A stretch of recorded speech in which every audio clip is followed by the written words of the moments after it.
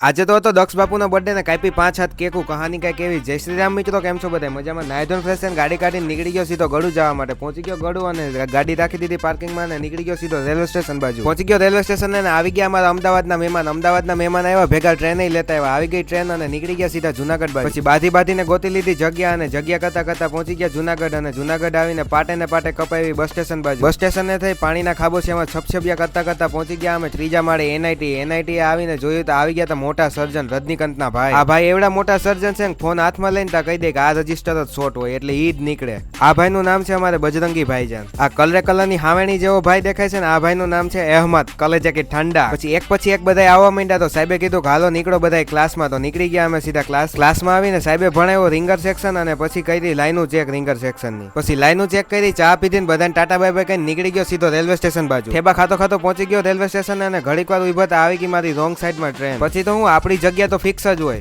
સીટની ઉપરની સીટ. પછી ઝોલા ખાતો પહોંચી ગયો ગળું અને નીકળી ગયો સીધો ઘર બાજુ ને આવી ગયો સીધો ઘરે. અને ઘરે આવ્યો તો આવી ગયા હતા જગાભાઈ મને લેવા માટે. જગો લઈને આવી ગયો સીધો દક્ષના ઘરે. એમાં હતું એવું કે દક્ષ બાપુનો હતો બર્થડે અને દક્ષ બાપુનું કરી નાખ્યું કિંડમ. પછી તો દક્ષે કાઢીને નીકળી ગયા પહોંચી ગયા ગળું ને આવી ગયા સીધા એસીપી કેક ને કમલભાઈ પાસે કેકમાં કાળું લખાવીને 2 બોક્સ ભરીને નીકળી ગયા સીધા કિંડમ બાજુ.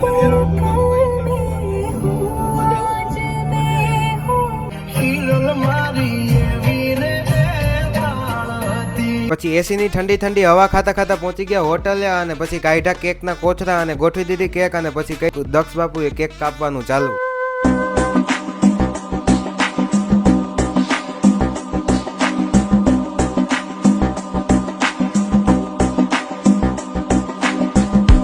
પછી ભાઈએ કાપી લીધી કેક અને પછી પાડી લીધા અમે બધાએ 2-3